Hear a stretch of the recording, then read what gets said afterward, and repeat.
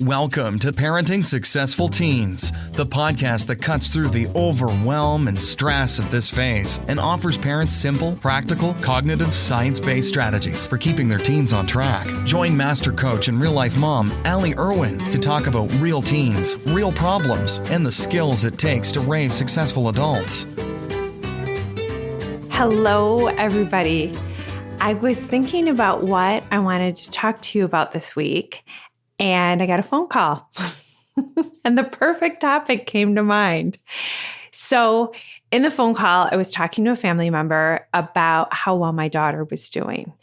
And, she was going through and just saying how happy she was that my daughter's doing so well. And we were having a great call and enjoying, my daughter's success. Until we got to the point where this family member that I love and that I know meant no ill, like she loves my daughter too, said that she was so happy to see that my daughter is getting over her introversion. And it brought the conversation to like kind of a screeching halt. If you can picture like that record scratching noise. And I had to pause and describe that introversion is a characteristic, not a character flaw. It's not something that you get over like a bad cold or something you outgrow like awkward bangs. It's a characteristic that has both positive and negative sides to it, just like every characteristic does. And so many people think this way about personalities that I thought it was the perfect topic for this week's podcast. So sort of the big picture, if you want the big picture idea, it's that characteristics are just that. They're not character flaws. And with that in mind, I made kind of a 5 things to keep in mind list when you're thinking about personalities. Because we're all fascinated with personalities, right? Like, there's so many personality tests out there. Everything from like BuzzFeed, which Harry Potter house, to what flavor ice cream you are, to the more corporate-y pseudoscience back tests like Briggs and DISC and Strength Finder and Enneagram and Colby. And, there's as many personality tests out there as there are people. And I think that they're all useful to a certain degree in that anytime you're thinking introspectively about who you are, that's a good thing. Like, it's a good thing to be examining ourselves and our motivations and the way that we think in order to have more of what we want in life. That's all good. But these tests have limitations, and very, very often they're used inappropriately or incorrectly, or they're used for, it's kind of like if you use a hammer when you should be using a wrench, right? They're used for things that they weren't ever really intended to be used for. And the vast, vast majority, and I'm looking at you, Myers-Briggs, have very little real science behind them. They're huge issues. There's very little science backing them up. That's the short version. Okay. The one that I love the most is the 5-factor model, but even the 5-factor model can be used predictively and repeatably in Western cultures. In different cultures, because it's language-based, there are limitations to the way that it's used. So even the very best of the tests have limitations. And so here's a few things that I think you should keep in mind so that you can continue to benefit from the good parts of them and kind of miss the pitfalls. Okay, here we go. 1, there is no such thing as a type. People are not one thing. And any test that wants to put you in a box, be very suspicious of its usefulness. Okay? People's personalities are distributed like a bell curve. take introversion, extroversion is one that many, many tests use. That's like the most commonly thought of characteristic. And so if you put introvert at one end and extrovert at the other end, the number of people and where they fall in terms of introversion, extroversion, that distribution is shaped like a bell curve. Most people are in the middle and they have both introverted and extroverted characteristics. Okay, so be very suspicious of thinking of yourself as one thing, one type. Second, characteristics are neither positive nor negative. It's our thoughts about the characteristics that have value. So again, in terms of introversion, extroversion, one person's lonely afternoon is another person's lovely afternoon. How much time you spend with people and what you choose to do in your free time, what really matters is how you feel about those choices. Okay, there aren't right choices. Characteristics are neither positive nor negative until we attach a value to them. Number 3, characteristics exist on a slider bar. Okay, you think of it like a volume control where you can go up or down depending on the situation. And in a way, this kind of ties into number 1 in the idea that, most people have some of both characteristics. When we're thinking about ourselves flexibly, as opposed to thinking about ourselves like a type, then we can turn up the introversion and turn down the introversion depending on the situation and stay consistent with our values and what we want to do. This is really important because when you don't do that, when you think about yourself as a type and you start labeling yourself as an introvert, then you limit when you're feeling more extroverted. Okay, because when you take on that label, then to do things that are inconsistent with that label, 1, you let yourself off the hook in stretching into new situations. And 2, you miss out on situations that you would enjoy because you pre-decide that you won't enjoy them based on that label. And a really easy example of this is I did a fundraiser this weekend. My local Lean In chapter participated in dragon boat races. It was a charity event, was huge. There were like 26 teams with 20 people on a team and vendors and all kinds of craziness. And it was super fun. I went, it was an all-day event. So, as someone who is lower in extroversion, I fall more towards the introverted side.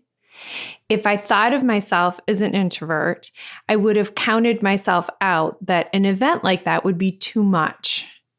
Okay. But because I know I can turn up and I can slide up towards the extroverted side when I want to, then I could go and have like a super fun day. And then when like half of my team wanted to go out for dinner and get drinks and do some things afterwards, I know that I was done for the day. And because I don't think my choices are either positive or negative, like I think whatever I decide to do is fine. Then when all the people who are generally higher on the extroversion scale wanted to go out and continue having fun, then I could turn my dial back down and say, no, thanks guys, see you next week, and go back down the slider bar. Not that down, I don't want you to think up is good and down is bad, but I could turn back down my setting and go home and recharge. Okay. When you think about your characteristic on a slider bar, you can advocate for yourself in a meeting, even if you see yourself as someone who's high agreeable, right? If you think of yourself as someone, this is so common in my coaching practice, is I get people who are generally like their set point is higher agreeable, but then they get into situations where they need to advocate for themselves or their team. But because they think of themselves as someone who avoids conflict, then they have trouble stepping outside of that type and doing what they need to do. So it's super easy to fix. You just start thinking of your characteristics as something that you can turn up or turn down depending on the situation. Okay, number 4, people are complex and labels overly simplify people. Okay, this seems like such common sense. And yet, our brain loves that shorthand of labeling people and oversimplifying their complexity, right? Like our brains love to be efficient and oversimplify things. So from the outside, a social introvert and a shy extrovert look like the same person, but they are having a completely different internal experience. Okay, a shy extrovert, shyness has to do with fear of social judgment. When they are in a situation like the dragon boat races and all day long they're worried about being judged and they're worried about what people are thinking about them. Are they good at rowing? Were they offbeat? Like, are their shoes smelly or whatever it is that they're fearing, social judgment, they're going to be exhausted. And at the end of the day, they're going to want to go home instead of continuing like the party and going out for dinner afterwards. A social introvert is going to look like an extrovert all day long because they've got good social skills and it's easy for them to make conversation and meet new people and do all of those things. They also are going to want to go home at the end of the day because of their more introverted nature, like they're just done.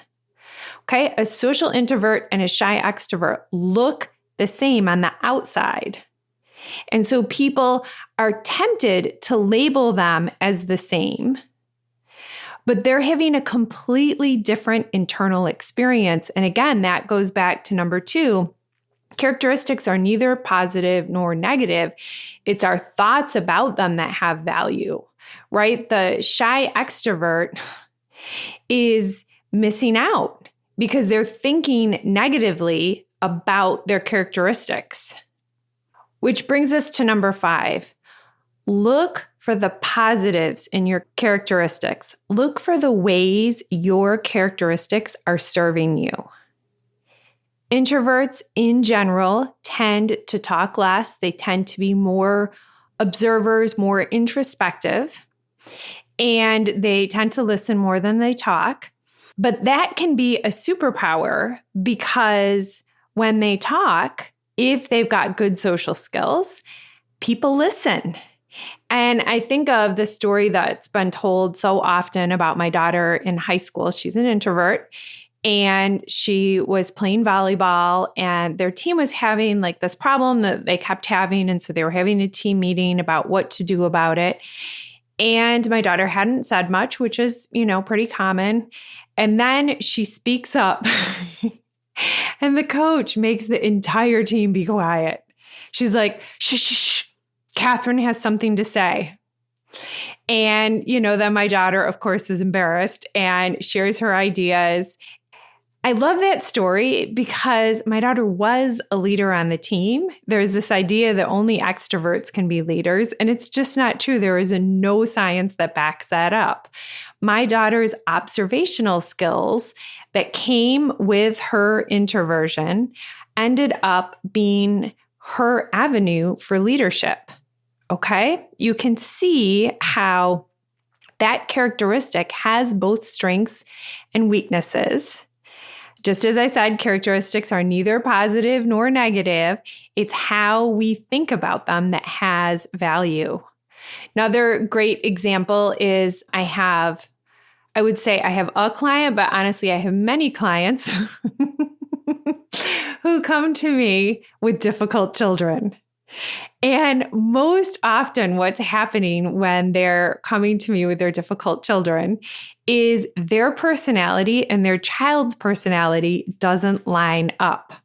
Okay? The parents who think that they're great parents and they have really easy kids, a lot of times what's happened is their personality, the parent's personality and the child's personality match up. So the things the child does make sense to the parent, right? Like it's easy for us to understand because we would act the same way in that situation. And where parents come to me with their difficult children, very often it's because their child's personality isn't the same as the parents, and the parents think something has gone wrong. They can't understand why their child acts that way. And it's not because they have a character flaw, but because their characteristics are different. Again, I say characteristics are neither positive nor negative. It's our thoughts about them that have value. So if a parent comes to me and they are very high agreeable, like other people's emotions are very important to them, they're very good team players, and they have a child who is low agreeable, who is not afraid to speak their mind, is not afraid of confrontation, seems to want to argue about things that there's no reason to argue about, they think something's gone wrong, that their child is so disagreeable. And what I want to offer here is that if you look for the positives in your child's characteristics, they're there. Like with that example, the child that's not afraid of confrontation, like think who is more likely to be susceptible to peer pressure. The child who is afraid of conflict or the child who is not afraid of conflict. And the fact that they are willing to argue with you may mean they're also willing to argue with their peers. And that's a good thing. The fact that they're not taking everything that you say at face value could mean that they also aren't going to take the things that their peers say at face value. So it's worthwhile to look for the positives in your child's characteristics, to see them just as characteristics, not as character flaws. So those are my 5 things. I hope this is helpful. I love talking about personality. I think personality science is fascinating. Why? Because I think people are fascinating. So if you have questions, don't hesitate to send them to me, parentingsuccessfulteens@gmail.com, and have a fantastic week. Thanks for listening to Parenting Successful Teens. If you enjoyed today's show, then I've got a treat for you. I have a free guide that teaches you how to get your teenagers to tell you about their day. No more one-word answers. And grabbing this guide is super easy. Just text the phrase, "Get Teens Talking," as all one word, no spaces, to the number 44222. So that's the phrase, "Get Teens Talking," without any spaces, to the number 44222. And then you'll be prompted to give the email address that you want the guide sent to, and then it shows up in your email box just like magic. You know what else is magic? Having teenagers that talk to you. Now, I can't promise that you're going to like everything they have to say, but I can promise better conversations. Grab the guide, and I'll talk to you next week.